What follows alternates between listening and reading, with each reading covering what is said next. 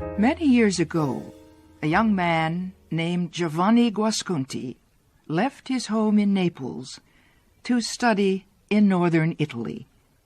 He rented a small room on the top floor of a dark and ancient palace.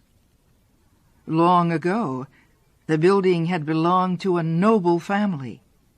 Now, an old woman, Signora Lisabetta, rented its rooms to students at the University of Padua. Giovanni's room had a small window.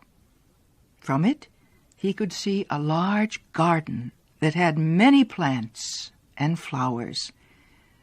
"Does the garden belong to you?"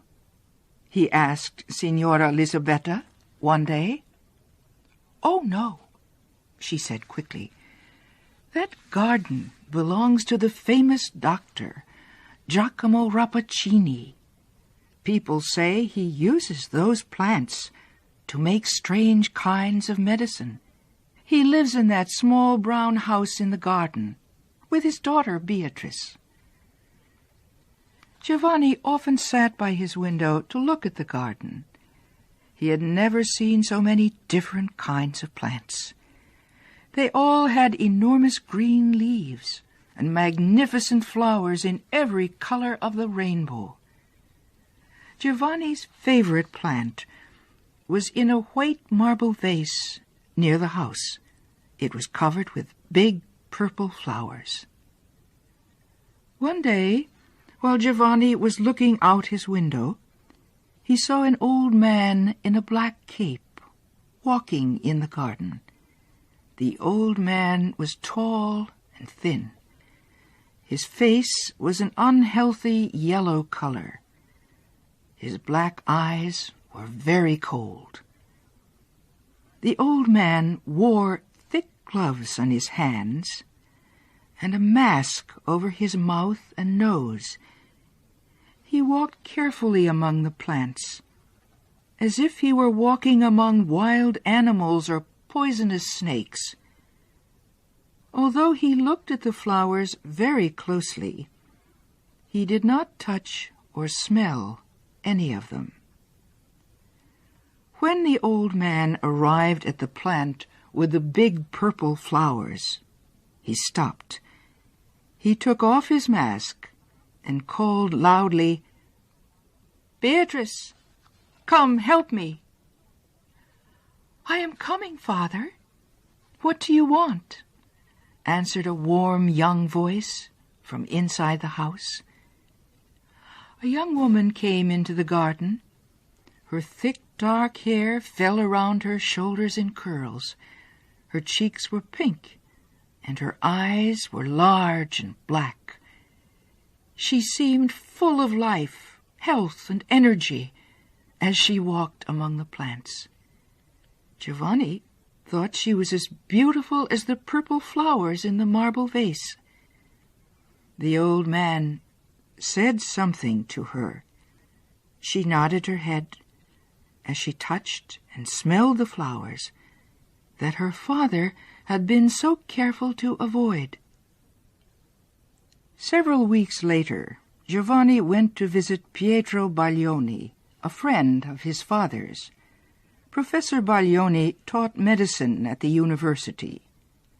During the visit, Giovanni asked about Dr. Rappaccini. "He is a great scientist," Professor Baglioni replied, "but he is also a dangerous man." "Why?" asked Giovanni.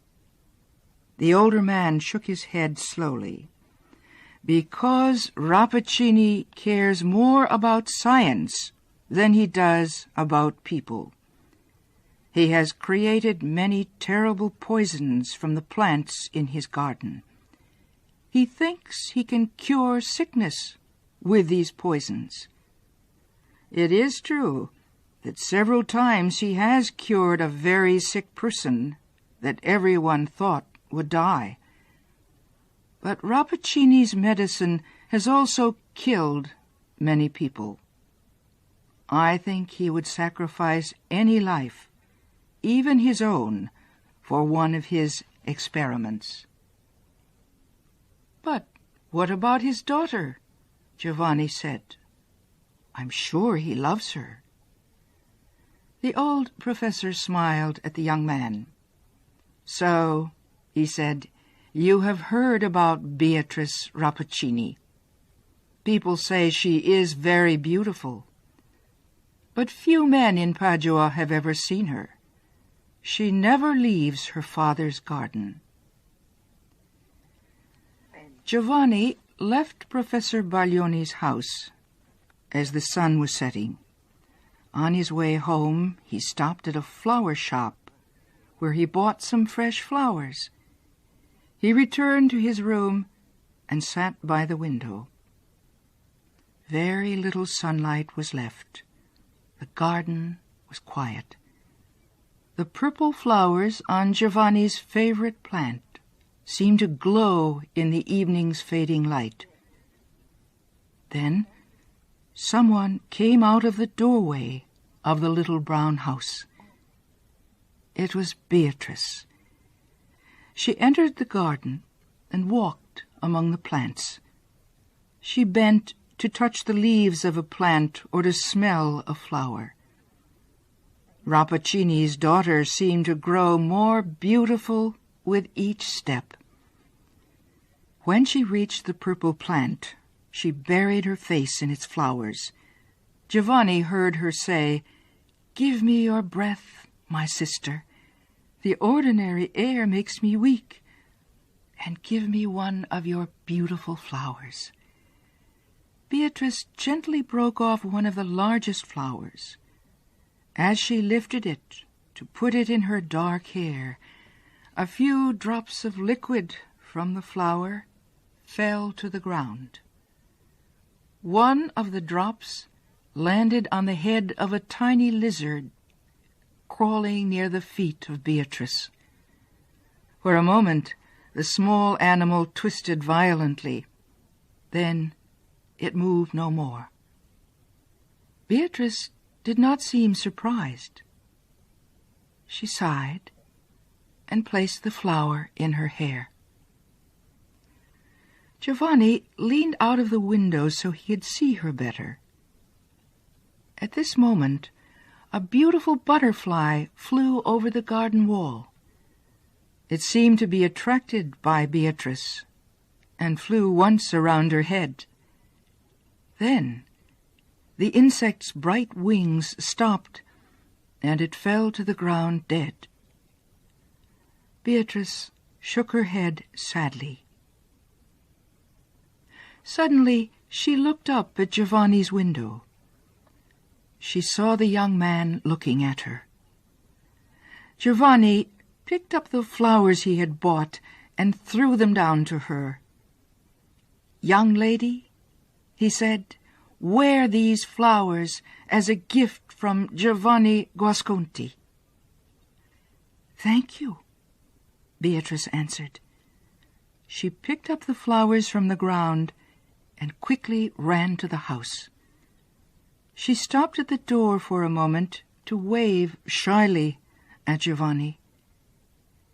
It seemed to him that his flowers were beginning to turn brown in her hands. For many days, the young man stayed away from the window that looked out on Rappaccini's garden.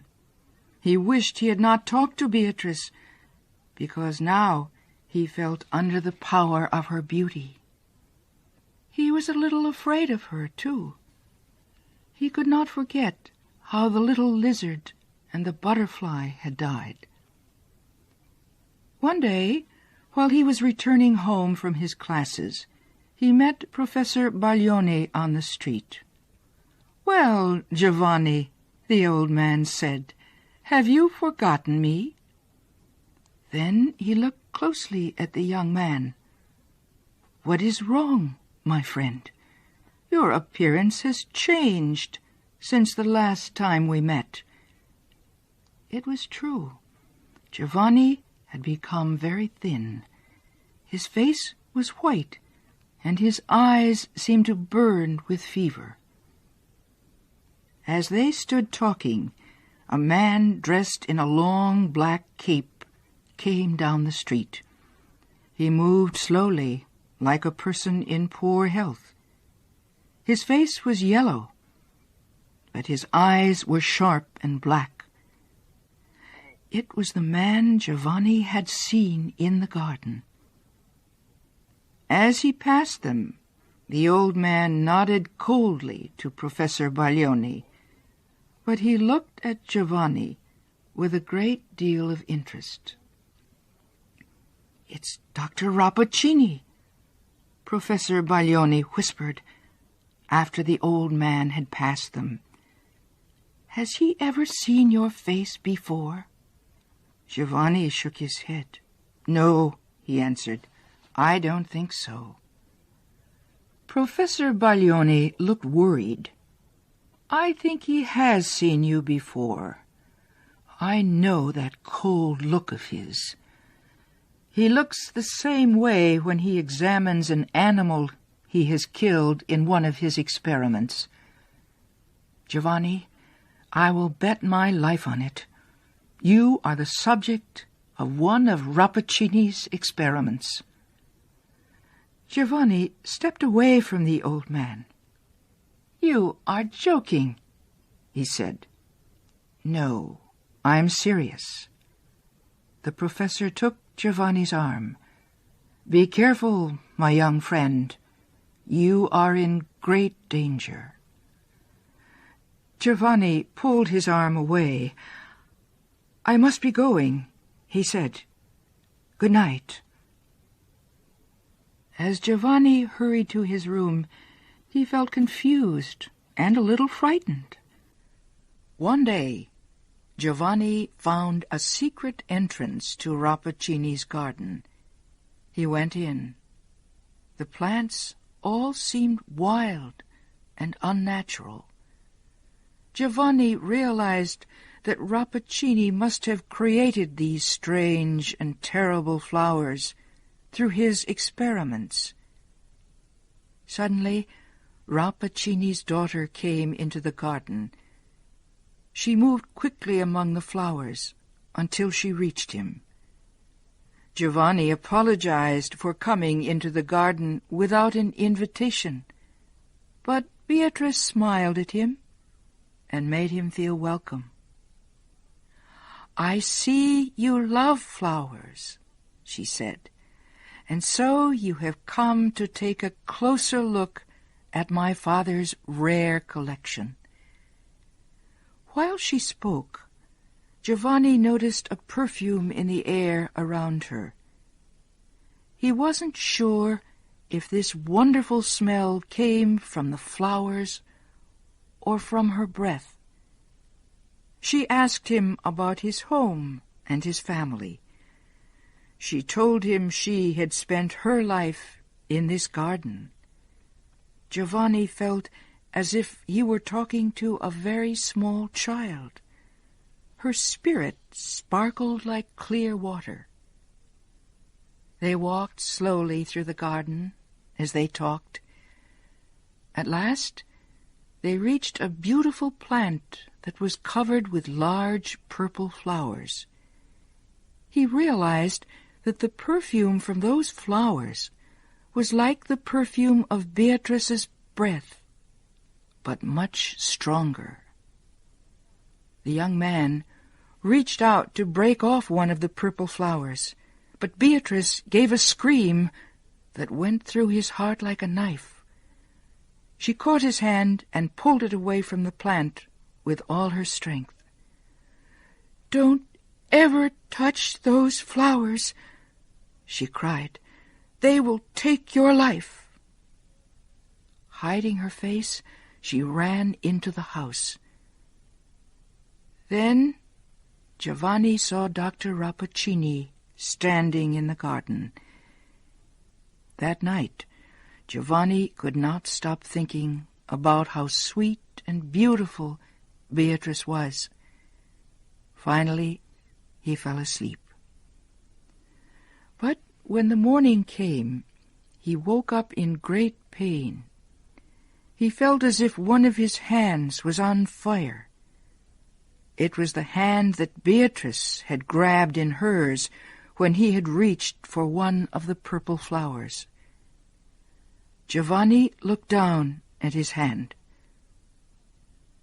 There was a purple mark on it that looked like 4 small fingers and a little thumb.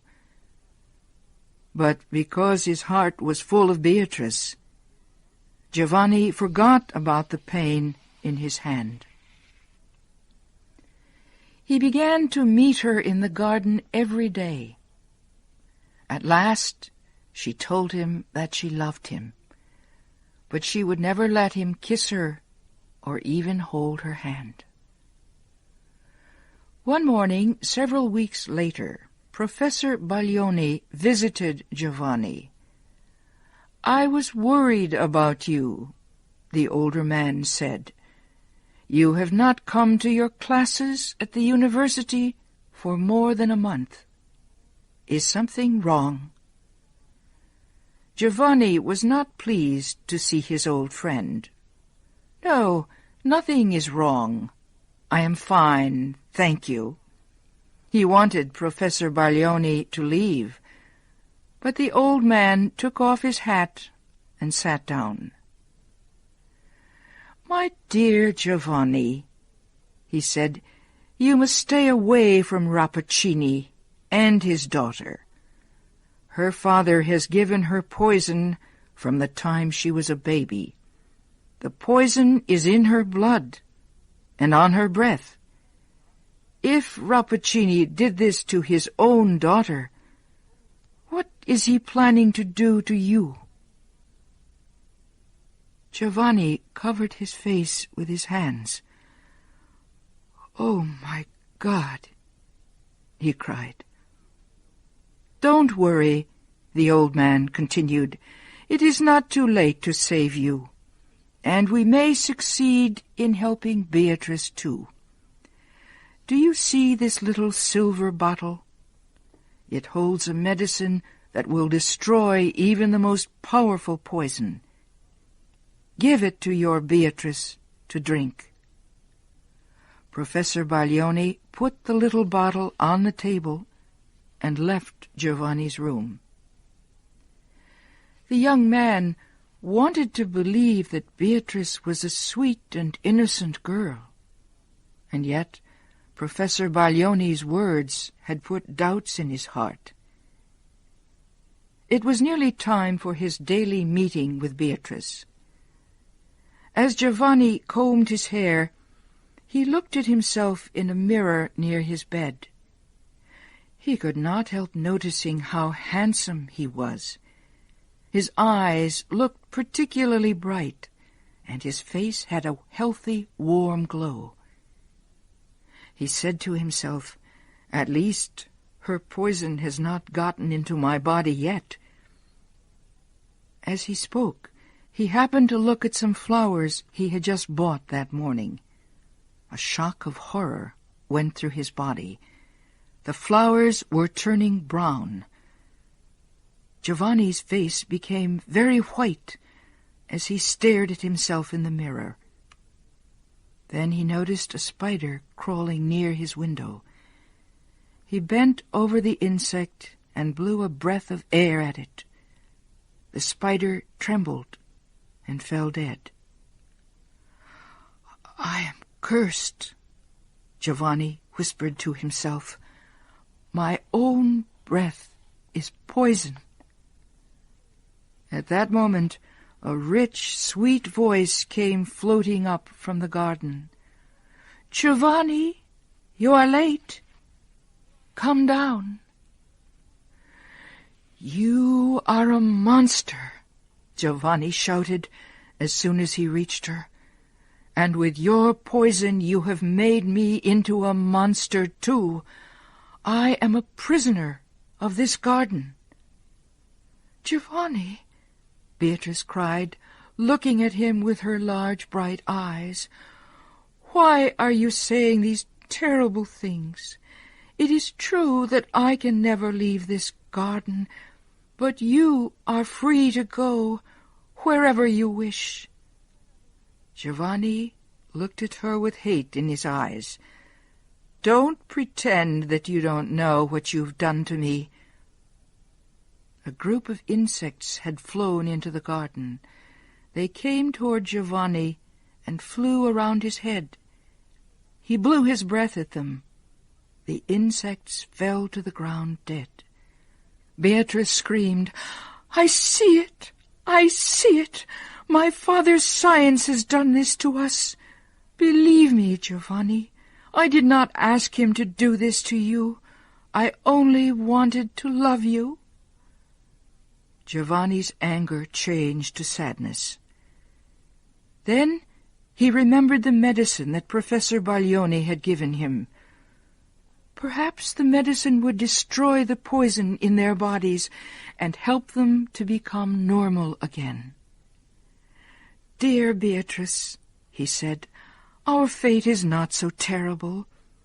He showed her the little silver bottle and told her what the medicine inside it might do. "I will drink first," she said. "You must wait to see what happens to me before you drink it." She put Baglioni's medicine to her lips and took a small sip. At the same moment, Rappaccini came out of his house and walked slowly toward the two young people. He spread his hands out to them as if he were giving them a blessing. "My daughter," he said, "you are no longer alone in the world. Give Giovanni one of the purple flowers from your favorite plant. It will not hurt him now. My science and your love have made him different from ordinary men." "My father," Beatrice said weakly, "why did you do this terrible thing to your own child?" Rappaccini looked surprised. "What do you mean, my daughter?" he asked. "You have power no other woman has. You can defeat your strongest enemy with only a breath. Would you rather be a weak woman?" "I want to be loved, not feared," Beatrice replied. "But now it does not matter. I am leaving you, Father. I am going where the poison you have given me will do no harm. Goodbye to you, Giovanni." Beatrice dropped to the ground. She died at the feet of her father and Giovanni. The poison had been too much a part of the young woman. The medicine that destroyed the poison destroyed her as well.